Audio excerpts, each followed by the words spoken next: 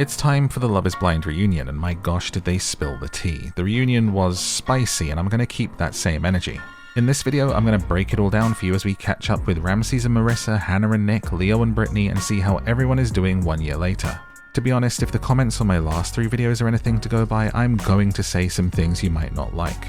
I might even pull up some of those comments that I got and talk to you directly, because some of the people on this show and some of the people who watch it need to hear the truth.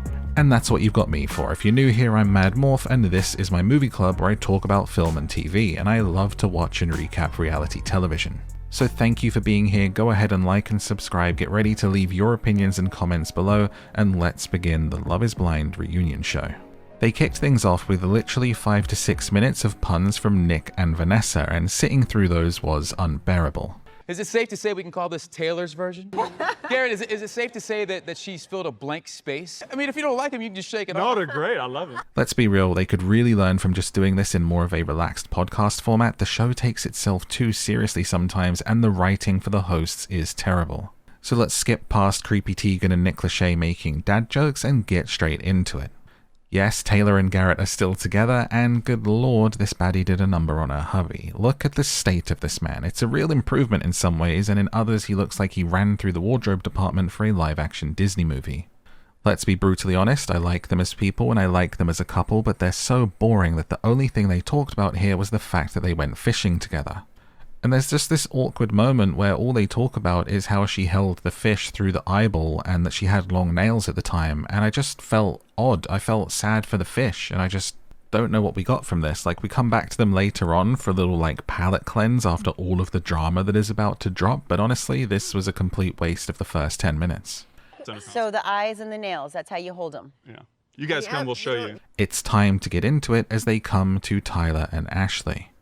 Ashley says she misses the bubble on the show, just like Chrissy says once it's out there, everyone wants to chime in. Then everyone wants to chime in. Boy, do I miss that bubble. And boy, do they want to chime in. They ask Tyler about what happened with donating his, how to say this in a YouTube safe way, baby maker to a friend to help them have a baby. Now, as they allude to, lots of stuff's been murmuring away on social media about this, and like I said in the last video, I wouldn't talk about it unless it came up on the show or the reunion, so here it is. Since then, there has been online chatter. Can you clarify what's going on with that? Absolutely. The claim is that Tyler was lying about his involvement, that he wasn't just a donor and he was actually more involved with the kids. And that on the show, he's lying when he says that they don't know what he looks like. Well, they revealed all. Ashley knows all this. This is news to the world. This has never been news to us. I don't owe anyone an explanation but my wife. And if she's sitting here with me... He says Ashley knew everything, that while this might be news to you as the viewer, it's not news to her. And really, that's all that matters, isn't it? He was trying to avoid the family and the children being dragged through the media, and now they've kind of had that happen, which is exactly what they wanted to avoid, with pictures of them, their birth certificates, and everything else being shared online. Those kids, that family... They did not sign up for this. This man and his relationship has had the dogs set loose on him by the baying reality TV mob. I saw it myself in the comments of my last video just by me not wanting to speak on it to spread online gossip. I had quite a few comments calling me out because I wouldn't drag this man just because you don't like him. And honestly, at what point did the television and the social media rot your brain so bad that you think what goes on in people's private lives away from a show has anything to do with you? It's tabloid and it should be beneath you, and it's a problem that it's not.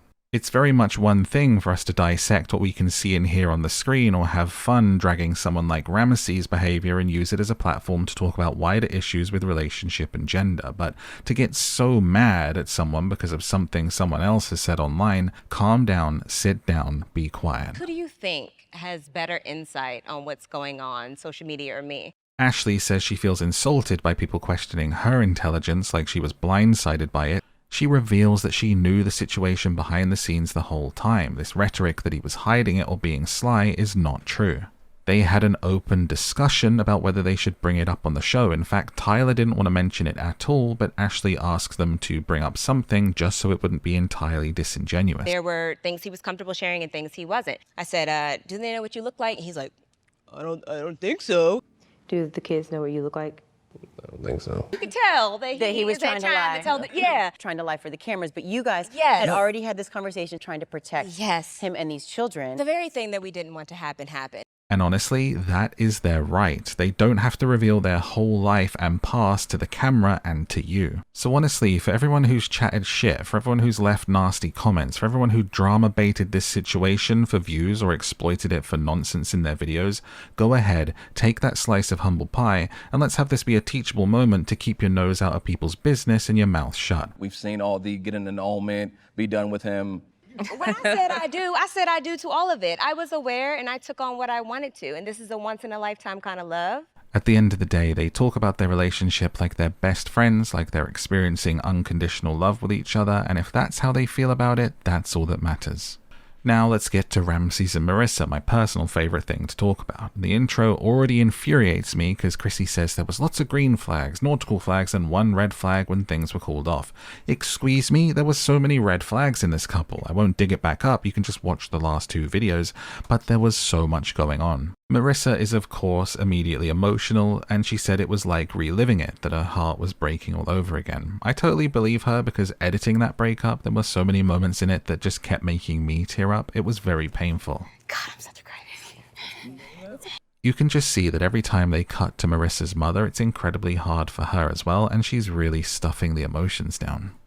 Ramses agrees that it was hard to watch back. Sitting there in his Beetlejuice pants, he says the reason for the breakup was that her energy was too far off from his, and he probably would have found it exhausting to be with.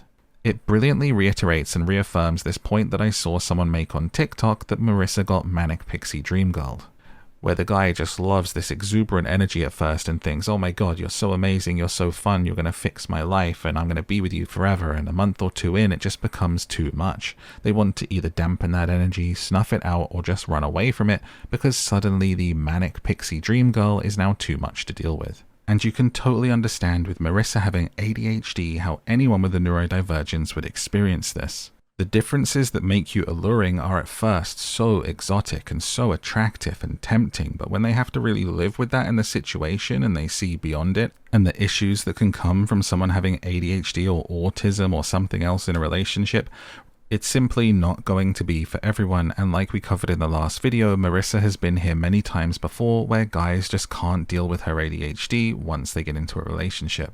Every day I would be in a place where I would feel exhausted and overwhelmed.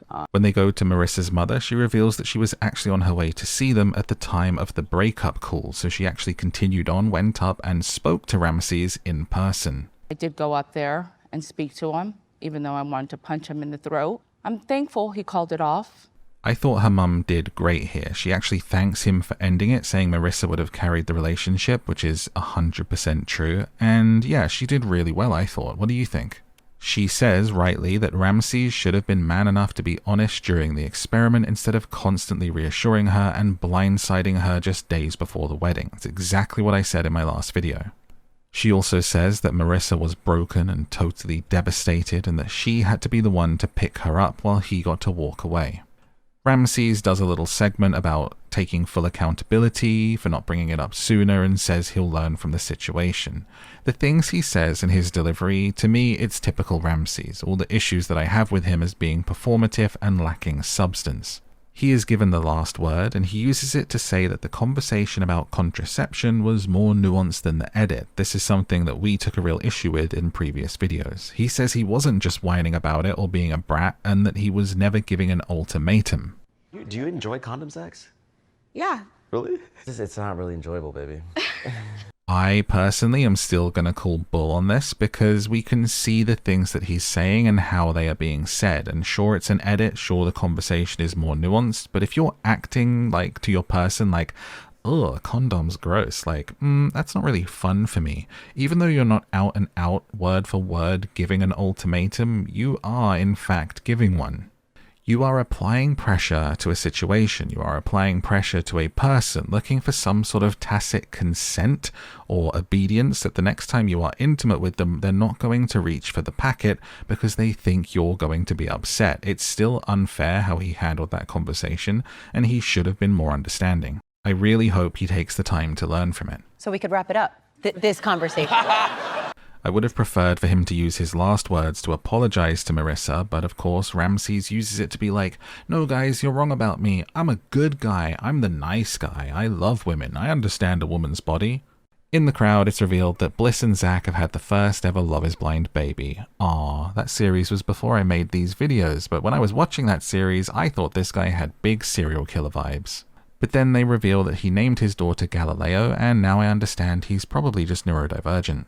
It's time to catch up with Hannah and Nick, and she's asked how she feels about how direct she was. Do you have anything you want to say to Nick about how you were? I'm just direct. Period. She says she stands by everything, but acknowledges that she's very blunt, that it's something she needs to work on, and that she can kinda be a bitch. I'm just direct, okay? I'm a bitch sometimes. I get it. I know. Nick kinda brushes it off, saying, look, it's fine. She can say what she wants. She was right to say those things, and this is a really weird take from him, but we'll come back to this. She's entitled to her opinion, and I certainly respect her. And the things that I said were all true, but it's just the way that you say it. But she does say sorry just a little bit later here when her walls have clearly come down a bit and she's letting the emotions in. I'm sorry, I was so cruel to you, I am. it's fine. Like, you know, it's fine. Nick equally seems a little bit touched by this and accepts the apology, but we're far from done with these two. Yeah. And do you feel like you're loving this version of Hannah who sits here today? I don't know. I think I do. Yeah. What do you mean you don't know? I don't know. I just feel awkward right now, like I'm gonna cry. I don't know why. Nick starts to say, hey, like, Hannah's been getting all this hate online, and, you know, people should leave her alone. He's going to go off on one of those kind of speeches. Hannah's fantastic. She's been getting way too much hate online for just being the type of person she is and being, you know, super transparent. And I'm like, oh, that's nice. Love to see it. And Hannah interrupts with this. Much hate. Why are you liking the hate comments then that people are leaving on your page? She then exposes that she found a handwritten note of Nick's when she was packing up his things after they broke up, and it was him manifesting 3 things. The third thing on that list was him wanting to be the most famous person ever to be on Love is Blind. Was that he wants to be the most famous person ever on Love is Blind. Nick says he wrote this before he even got onto the show, and I guess manifesting works, but honestly, this is such a non-issue. Who cares if part of him wanted to be famous as a result of going on here? Everyone sat up there on this reunion probably wanted the same thing, even if it wasn't their priority. The issue with Nick is that it's seen as evidence that he wasn't being genuine, that he was actually playing a nice golden retriever guy role and letting Hannah treat him terribly because he wanted to be seen as the victim, to be seen as a nice guy, and to be loved after appearing on the show. And honestly, it seems to have worked for him. Texted me 3 days ago after some girls DMing me talking about how you're trying to fly her out for the reunion. Oh, What are you talking about? Oh, the girls that you've been DMing, they're sending them to me. This man has everyone, especially women, on strings, going hard for him on social media and defending him. But wait, we'll come to that, because next comes this. I hear that he's saying like stuff after the reveal, like calling me like a grenade and calling me ugly, and all these people are saying that he's saying all these things behind my back. Oofa doofa, it's getting uncomfy in the studio, and Nick's insisting that he never said anything bad about Hannah. I never said that. Yes, you did. I never said that. 5 out of 10. I never said that. He's going to repeat this claim for the next 15 minutes, saying, I never said anything bad, I never said anything bad, and every time he does, the women on the reunion are like, not what I heard. Said she looked like a grenade. Literally said she looked like a grenade. I never said that. Yes, you did. I never said that. Because you know what happens in a relationship, right? And if you don't, then I'm going to put you onto it, but nothing is a secret. If you tell a married person a secret, you can trust that their spouse knows it by the time they go to bed tonight. And a lot of men will tell their woman everything that other men they know do and say, especially if it's a bad thing, because it paints them in a prettier light. You talked to Steven about it, and Steven talked to me about it. I didn't You talk have to be honest. You did. You said Even if it breaks bro code, there's kind of this unwritten sentiment that a guy can tell his wife anything, and it's not really like the spilling of a secret or a betrayal. But you know what else we know is that women talk and it all comes out in the end. So while the men are sitting quietly and not wanting to drop their boy in it whilst this is going on, the women are like, no, actually our men told us the things that you said. You're gonna sit here and That's just, not true. Come on. That's not true. Ramses. Steven, I don't want to bring up bro code and any violation of bro code, but did that happen? Yeah. What a pipe bomb from Steven. Honestly, at the start of this reunion, I was kind of on Nick's side and thinking it was all a little unfair on him, but damn, the longer this went on and the longer he denied it for, the more it started to make more sense that he might have been desperate for fame. I never told Steven. He talked to me about the grenade, but he didn't tell me about how he actually felt. Meanwhile, Ramses is sitting here like the kid up in front of the TV past their bedtime, thinking if I sit really still and quiet, they might not notice me and send me to bed. The entire time this is going on, Marissa is implying that Ramses is the one who knows the truth. I personally feel like this conversation is extremely mature. Garrett butts in here and he's clearly trying to protect Nick and just kind of calls the whole situation immature and like, Garrett, I love you, but please shut up. This needs to happen. Nick, love you, but you did not like what Hannah looked like. Hannah is getting killed on the internet. Hannah was a bitch to Nick. She has room to grow. It's her, it's not him. He's this golden retriever puppy dog. You're not Nick. Ramses, you want to sit there quietly, go figure. It's like we're gonna be the bad people for attacking Right, like we're just saying the truth. It goes on and on and on, and then Ramses comes in and finally says If this. there's any moment to take accountability for anything, it's right now. Everybody messes up. Everybody says things. Let's keep it 100, man. This is the moment to take accountability. We're not perfect. Yeah, I said I was underwhelmed when I saw Hannah. All right, you know what, Ramses, you get some points for that one. I've been very harsh on you for the last 3 videos, but that was the right thing to do. Well done. Nick finally acquiesces and admits what he said. Okay. Why did she invite me over a month after the show to hang out? Because we're all human. I was fucking that man. Like, we all do crazy shit. Oh my God. I don't think Marissa's mother knew that she was still seeing Ramses a month after. She does not look impressed. My lasting impression of this from the reunion is that it's kind of clear Nick was not really being himself on the show. I get it, he's a bit sheltered, a bit immature. Him being unable to take accountability and going with deny was a really hard watch and the totally wrong move. He needed to just admit it, and he came off looking quite bad here. I honestly think Nick was just trying not to blow up his spot as the golden retriever nice guy of the show, and probably all of the female attention that he's had since the show ended. The real problem with social media and Nick is that he has all of you on strings. The amount of people I've seen even seeing this now still defending Nick, saying, oh, well, he was saying it in private, so it's not that bad. I'm sorry, the bar is literally in hell. People are making videos defending this man for only talking shit about her to his friends in private. Babe, that's not normal.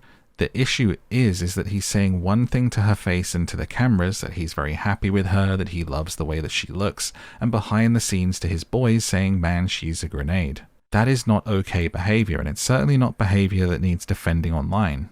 At least Hannah was honest and said to him, like, I'm a bit underwhelmed with how you look, but we're going to try and make it work anyway. He should have just done the same. Like, what is this deceit for? It's to look good. And let me just blow your mind with a revelation that doesn't seem to have occurred to a lot of people. You can dislike Hannah and her behavior and not be a ride or die for Nick. You don't have to defend this man and his behavior just because you don't like how Hannah behaved. You can, say you behaved badly, but you're still humans at the end of the day. Like, that's a thing you can do. You don't have to pick a side here. You both are wrong in your own ways. Like, just, you were wrong. You were fucking wrong. We're all wrong. What really sucks about this reunion is no one seems to be happy with it online. As soon as I've gone on TikTok, I'm just like met by this barrage of hate. The Hannah hate has increased. Now Marissa's getting hate just for her part in this on the reunion. What's really messed up is most of the hate is coming from women. There's a real problem with internalized misogyny when it comes to strong, confident, or neurodivergent women. If you don't fit the mold, if you don't keep in line and keep your mouth shut, the mob will come for you. Marissa did nothing wrong here. Honestly, seeing how social media treats the people who appear on these shows that I really love is so depressing. It sucks the fun out of it, so I'm not going to focus on it too much. But please know, if you are the type of person to leave a hate comment on someone's Instagram or TikTok, you kinda suck as a person. We finally get some lightness with Leo and Brittany and seeing how they've been doing for the last year, and Leo says, look, if I could do it all over again, I wouldn't speak about money so much, and that's fair. He also gives Nick a quick masterclass on taking accountability. He apologizes for how he spoke to Hannah for his temper tantrum. He calls it that himself. He totally gets it. And he apologizes to Brittany for his inability to make a decision and for his overthinking and how that hurt her. How I acted towards you, the amount of shame that I have, the temper tantrum, how delusional I was for me to call our breakup mutual, like I got dumped. Honestly, Hannah, I'm so sorry. You do not deserve that. Brittany, I'm so sorry also. Thank you. I thought Leo came off pretty well here, and really interestingly, Brittany said that he didn't make her uncomfortable during that reveal, so we got that one wrong, everyone. She was uncomfortable, but it was the whole situation, the cameras being there, the reveal, the fact that he was a stranger, and she doesn't really seem to have been that bothered by how he acted during it. She reiterated that they weren't picked for the next part of the show because the producers take it really seriously and they only take the couples that they think will make it. Brittany says they had fun in Mexico together and that they're now great friends, talking on the phone for an hour a day, but the relationship just didn't survive a holiday. Honestly, final thoughts on these two, I like them. Leo's just an awkward overthinker, he's not a bad guy, and Brittany seems like a sweetheart. And once more into the breach, my friends, because now it's time for Steven to dish the dirt on his drama. The man that got caught in the DMs has a very real moment here where he refuses to kowtow to the mob. To be honest, I don't think anybody believes me, wants to hear, so at the end of the day, why should I? Nobody cares about my side of the story, that I messed up. I talked to my parents, I asked them what I should do. I've read books, I go to therapy. At the end of the day, nobody cares. How much more responsibility do I have to take? What we are seeing here is the effects of a man reacting to no doubt the insane amount of hate that he's been getting online since. Let's pretend for a moment that he has really worked on himself for the last literal year since the show was filmed, and now that it airs, he has everyone bringing up all of this old bad behavior of his and calling him to task for it. And you just want to be like, I've changed, I've worked on myself, that is an old me. Because let's be real, if you aren't very different to how you were a year ago, then you've kind of wasted a year. Always be growing and always be getting better. We get a picture of him at the sleep test proving that he actually was at one, which I can't believe, because why would you get drunk at a sleep test? That's bizarre. I'm going to go with the idea that he went to a sleep test but hadn't been drinking, and that was just a little bit of an excuse for him. We don't get too much more out of this other than Steven kind of waffling on about the mistake and saying that he hasn't spoken to the girl since. It's not really anything new or that we didn't talk about before, so let's move quickly forward. In a nutshell, the man clearly has some issues, and I think those issues are probably continuing, so let's just hope that he's continuing to work on himself and being a better person. We also get the gossip about Tim and Alex's breakup. It seems like a lot more was going on behind the scenes than what we saw, to the point where they were actually trying to keep stuff away from the camera crews.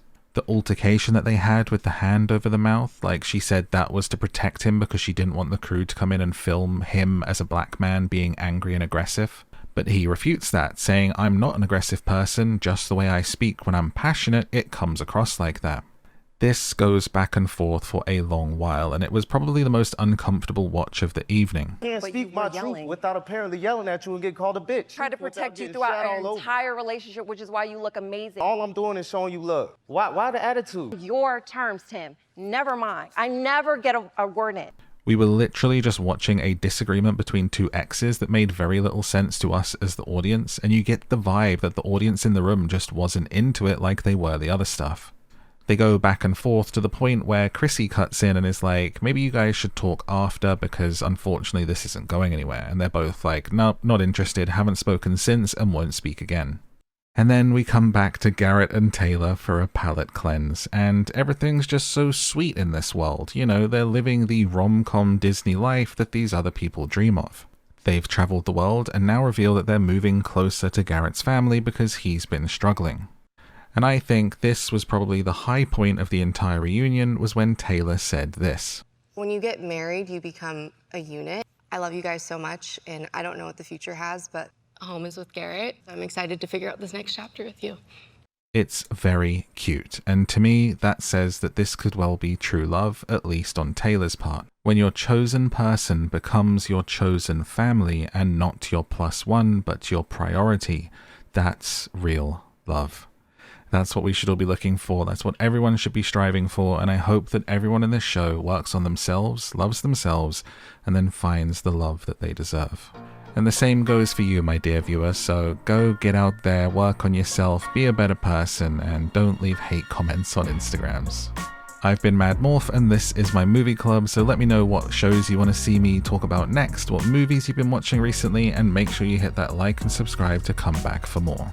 I recommend checking out this video, which is a full recap of Singles Inferno, another Netflix dating show out of South Korea. For me, next is to do some more movies, and I'll probably be going back and doing seasons 1 and 2 of Singles Inferno. So stay tuned for that. Have a wonderful rest of your week, and I will see you next time.